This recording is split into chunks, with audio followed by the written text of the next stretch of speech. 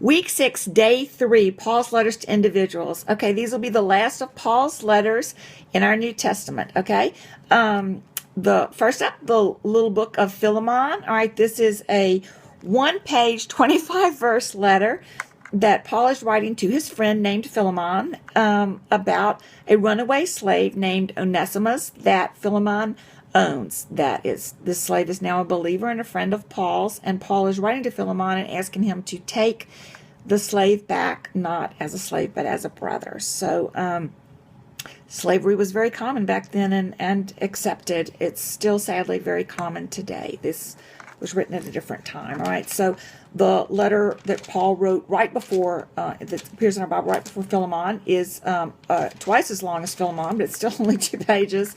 It's a letter to Titus. Titus was a Gentile bishop in Crete. He was a bishop and he was over more than one church. And so Paul is writing him to advise him on church leadership. And he set some pretty high standards in this little letter for pastors and their families and all the rest of us. All right, so the other 2 letters in our New Testament are to Timothy, 1st and 2nd Timothy. All right, Timothy was a young pastor there at the church in Ephesus. Paul loved Timothy and he mentored Timothy. All right, so the church at Ephesus, the people that lived in Ephesus were called the Ephesians.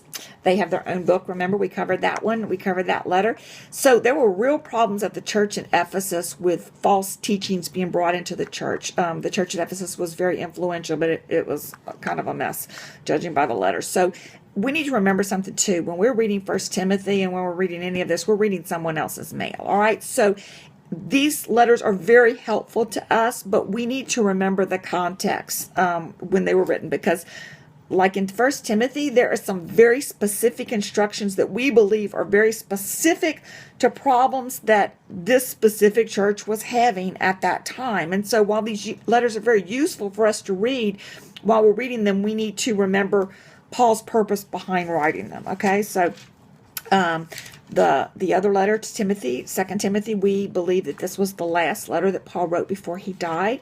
You can generally tell by the tone that Paul knows his time is near the end. And towards the end of this little letter, Paul has the most beautiful summary of his life, and actually a great summary of any life lived for Christ. And that's in 2 Timothy chapter 4, verses 6 and 7. I am already being poured out like a drink offering, and the time for my departure is near. I have fought the good fight. I have finished the race. I have kept the faith.